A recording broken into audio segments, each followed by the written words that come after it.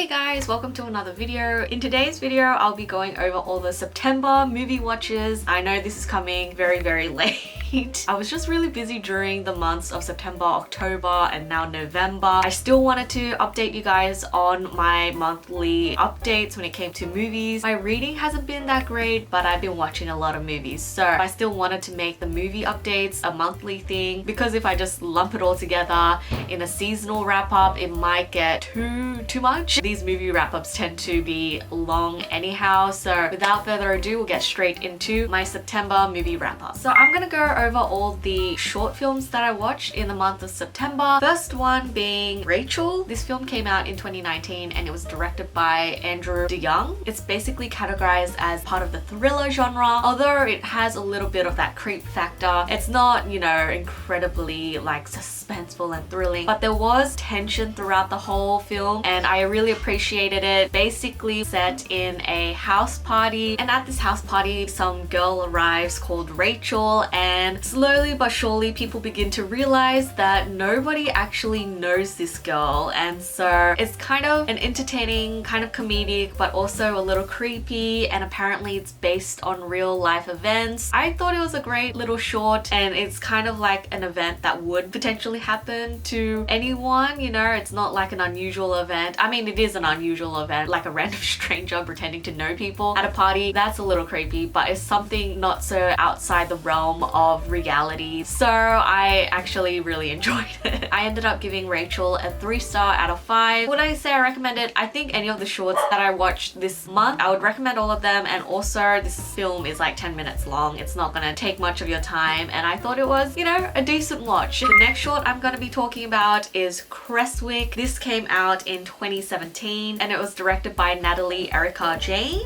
Yes, Natalie Erica James. This short is about a similar length as Rachel, around 10 minutes, 9 minutes, and I absolutely loved this short. If you like something like Hereditary, it definitely has that sort of atmospheric vibe. I think this director has made like a TV series with the similar kind of tone, but it's not blatantly horror. It's very subtle in its execution, and it's more the mood and the spooky vibes this movie maintains throughout the whole film, and just the use of like lighting, shadows, props really give it that creep factor, and I really love this movie. I ended up giving it 4 out of 5 stars. Highly recommend if you like something a little bit more creepy. This short is basically about a woman who comes back to a childhood home because her father is packing up to sell the house, I believe, but then slowly they begin to discover that there is some sort of entity that's keeping them there, and I'm not gonna say anything more because the reveal at the end was just so creepy and I absolutely loved it. Definitely, if anything, it has atmosphere and just the mood of this movie. It was just so creepy and fantastic. I loved it. The next short that I watched was called New Boy, and this was a short that came out all the way back in 2007. It's directed by Steph Green. I will say it's not my favorite short that I watched this month. I mean, my choice would be Crestwick, but I did really enjoy it because it had that kind of childhood nostalgia, but also having this sort of emotional kind of attachment to it. It's about a little boy that has migrated to Ireland. I assume he came from Africa, and there are like flashbacks of his life over there and the tragedies that he kind of faced, hence why there's some lingering trauma that he's dealing with that is so perfectly captured and paralleled in his life in the Western world. It had that emotional impact without being too overly emotional, if you know what I mean. And at the end of the day, it was a very sweet, light-hearted story about a child's life in school. At the beginning, I thought it was gonna be, you know, a bit more along the lines of this kid getting bullied and whatnot, but at the end, he finally makes friends at his new school, and it's just so cute, so beautifully captured. I thought it was a really sweet and heartwarming story at the end of the day. Kind of had a bit of silliness, like childhood silliness, and I really enjoyed it. I ended up giving this movie a 3.5 stars out of 5. Highly recommend it. I feel like it could have had more to it, but for what it was short and sweet and I liked it. So those were the 3 shorts that I watched in the month of September. We're gonna move on to the movies that I ended up watching. And the very first feature film that I watched in the month of September was Zodiac. This again came out all the way back in 2007 and it was directed by David Fincher. I think most people would know about this movie already. It's basically following the Zodiac killer. You get the perspectives from the victims whilst also simultaneously following the investigators trying to find the Zodiac killer. It's kind of got a slow burn pacing style to this cat and mouse chase between the detectives and the killer. If you guys don't know about the Zodiac killer, it's still a mystery. They never ended up catching the Zodiac killer. As you can imagine, this movie kind of leaves off on like an open-ended situation. For the most part, I did enjoy it. This movie is very reminiscent of another movie that I really love, which was Memories of Murder. It's a bit of a slower paced thriller. Every now and then I always love watching a bit of crime mystery thriller, and so I really liked it. Love Jake Gyllenhaal and Robert Downey Jr. I did like everyone's dynamic in this movie. I did also like the progression because it took literally decades of search and at the end of it there's no real payoff because they never ended up catching the killer. So there were some scenes that were absolutely horrifying when you get the perspective of the killer, or like there's like the reveals of the kills. I think if you guys haven't seen Zodiac yet, highly recommend if you're into, you know, crime thriller, if you haven't seen it already. It definitely has that Fincher vibe. It's very kind of, how should I say, like sterile? No, not really, but it's just got that tone, you know?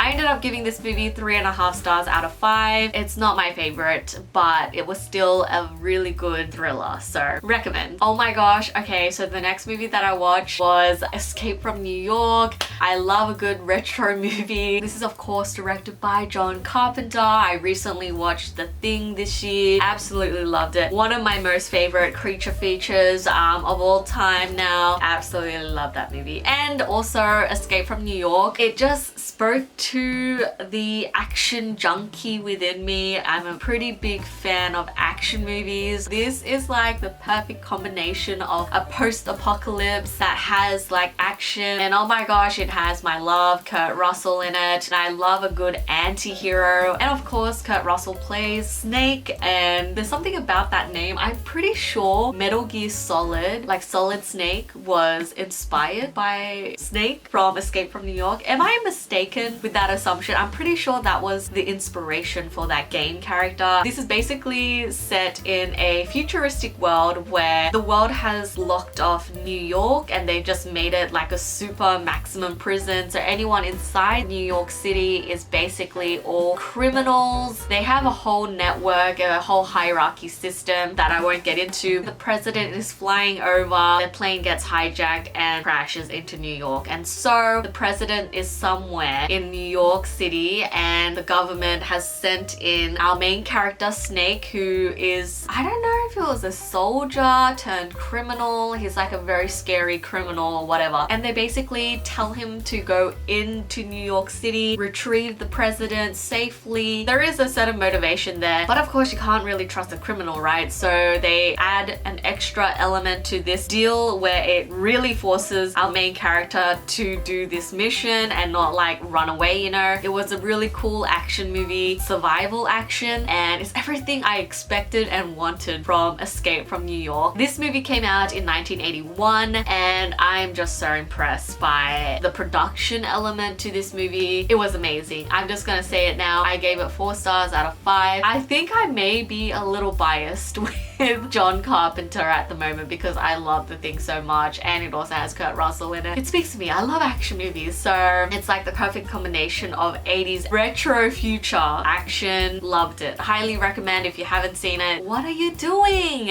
Go out and watch Escape from New York. You're gonna have a good time.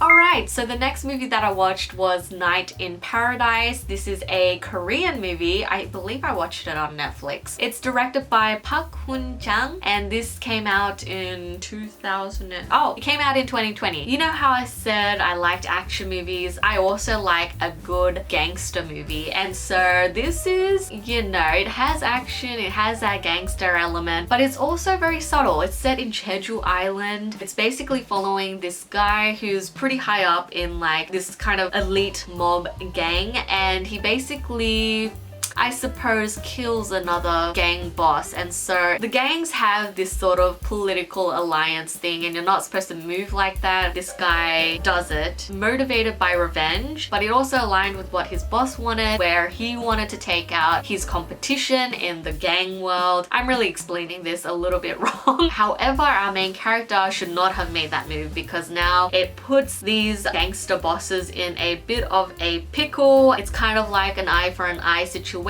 so he needs to be killed for his actions. So long story short, the boss of our main character ends up sending him to Jeju Island just for the time being until things blow over. So yeah, basically he's there in hiding somewhat, but of course things tend to escalate because, you know, this is a gangster movie and you can't, you know, run away from your problems in a gang. Obviously his past actions are now catching up with him and it's intense. It's a bit of a slow movie. It does have action in it, but it's a bit more, what's the word? It has a somewhat melancholy tone throughout it. Sad, depressing tone. I don't know how to describe it, but I don't know, maybe you'll understand if you end up watching the movie. It was totally my vibe. Like I said, I like a gangster movie, but I also like when they have that kind of sad, melancholy tone. And I can always rely on Korean cinema to come through with these kind of movies. I ended up giving it 4 stars out of 5 on Letterboxd. Loved it. Totally recommend. It's on Netflix. Go check it out. If you're in for something a little bit more serious, this is the one for you. And it also has a great payoff at the end. This movie is kind of not the typical revenge. It's like a bit more subtle in its execution, but it's a revenge movie regardless. The next movie that I watched in the month of September was End of Watch. This came out back in 2012 and this was directed by David Ayer. I remember when this came out, it had a bit of a buzz because Jake Gyllenhaal and what's his name? Michael Pena both went through like intense kind of police training for months before they filmed this. So they really, apparently, I mean, I'm not a policewoman or anything, but apparently they were able to capture the real raw reality of police work. I appreciated it when I watched it. It had a very interesting kind of style to it. So basically it's following our main character, Jake Gyllenhaal's character, and he's filming for like a project, like a student project, films his police work. Obviously that might be a violation of privacy and consent when it comes to real police, but you know, for the sake of the movie, he was allowed to film. And this whole movie, it kind of feels like a found footage kind of style, but overall it was really excellent the way it was captured. I think the life of a police, it was really intense, and I feel like the situations that occurred would play out in a very realistic fashion. I did actually really enjoy this movie. I feel like I'm not the biggest fan of David Ayer's like filmography, but I think End of Watch was probably my favorite movie that has been done by him. That being said, I haven't watched every movie by him. His movies tend to focus on that kind of gritty street life. I don't know if it always works to what I like, but I think End of Watch did it in a way that was unique, and also I really loved the portrayal of the dynamic between Jake Gyllenhaal's character and Michael Pena's. They really had this friendship bond, partnership bond that I really appreciated and really loved. And so yeah, when the movie ends up wrapping up, it really made me feel things and I really enjoyed it. I ended up giving this movie a 3.5 stars out of 5. Yes, that is correct. And I would highly recommend it. I actually really enjoyed it. I think it's worth a watch, especially the unique aspect of the way it's structured. If you watch it, you know what I mean. The next movie that I watched was it was Mortal Kombat. I was actually really excited for this movie because I got some childhood nostalgia, you know? Would I say it was appropriate for like, I don't know, 15-year-old me to be playing Mortal Kombat? Probably not, because it's a very violent game. Let's just say it sparked some nostalgia in me. When this movie was announced, I was actually really excited for it, even though I know game to movie adaptations tend to be awful. But when the trailer came out, I was like, it has potential. Yeah, it wasn't executed very well. Quite disappointed. Anyway, Mortal Kombat came out in 2021. It was directed by Simon McQuoid. It looks like this is Simon McQuoid's first movie. I don't see anything else on his filmography. However, unfortunately, I gave this movie 2.5 stars. It was very, very average, I must say. What was I expecting? It's a Mortal Kombat movie, but I was just somewhat expecting more from it, even though it like kind of played with my nostalgia and I was really excited for it because of that. I was a little disappointed with this. It's like not what I wanted, and also why follow a main character that's not even in the games, you know? It's a totally new character whilst everyone else is game characters, and then this character is kind of lame. Not to be mean, I was really kind of disappointed in the overall narrative structure. Is that what I should say? Like, I just really like Scorpion and Sub-Zero. Why couldn't we focus on them? I don't know. I think Scorpion had a really cool, like, you know, story that was revealed in the opening sequence. And he basically wasn't in the movie after that, and that was really disappointing. I really like Sub-Zero. Let me just say the opening sequence, wait, is it just the opening sequence? No, there's a few sequences with Sub-Zero that was just so impressive in terms of like special effects, like with the freezing. Oh my gosh. I mean, you've seen it in the trailer if you've seen the trailer, but like, I think I was more impressed with those sort of elements rather than the story, because the story was, at the end of the day, it was lame. What did I expect? It's a Mortal Kombat movie. I don't know, like the marketing material got me because it made me hyped for the movie, and it ended up being a disappointment. So it really didn't need to do much. I think even the action sequences just could have been better, but those fatalities were great. Bring on the violence.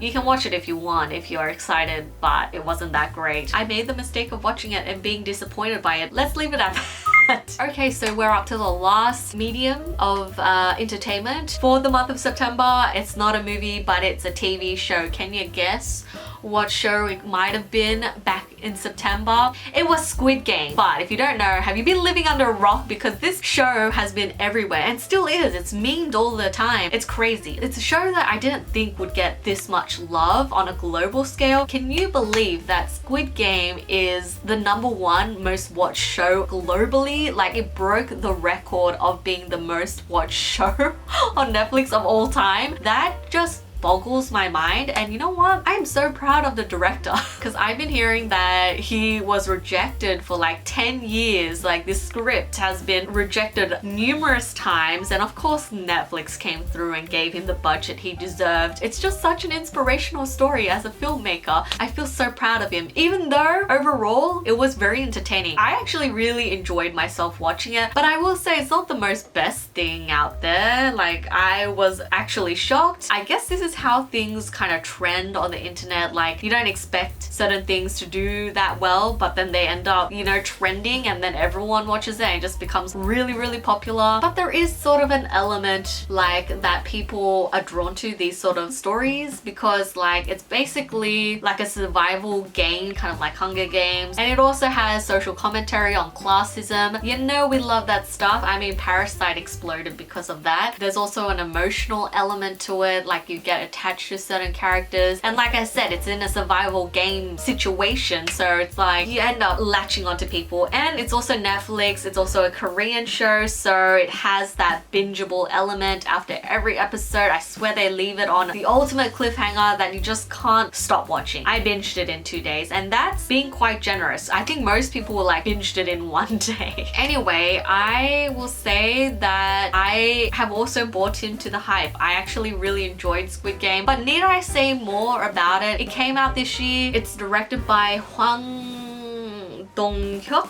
It does have a multitude of actors and actresses in it, but our most well-known guy is our main lead, Lee Jung-jae. However, aside from him, I think a lot of actors were new and up and coming, especially our beautiful model Jang Ho-young.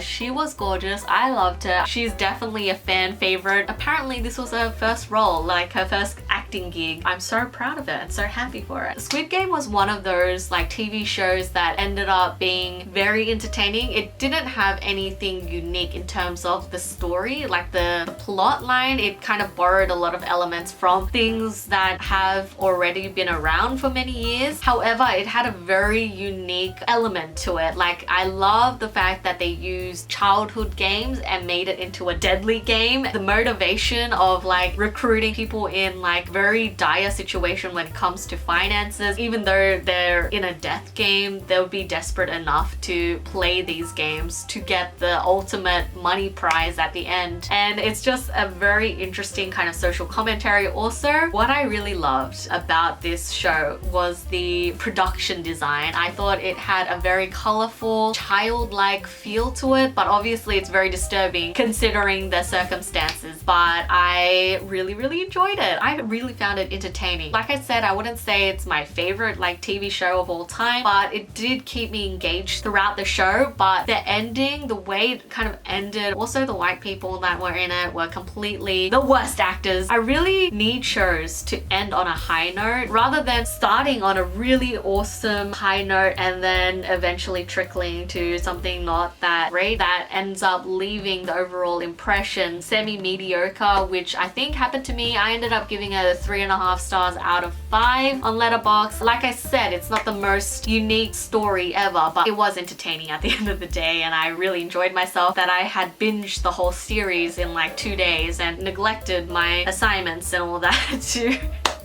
to watch this show. No regrets. Anyway, that is it, guys. Those are all the movies and shows, well, one show that I watched in the month of September, and I hope you guys all enjoyed this video. If you've watched any of these movies, please let me know what your thoughts and feels are in the descriptions down below. Otherwise, feel free to recommend me other movies that you deem worthy. Besides that though, I hope you guys are all doing well, staying safe and sound, and I will see you in my next video. Bye!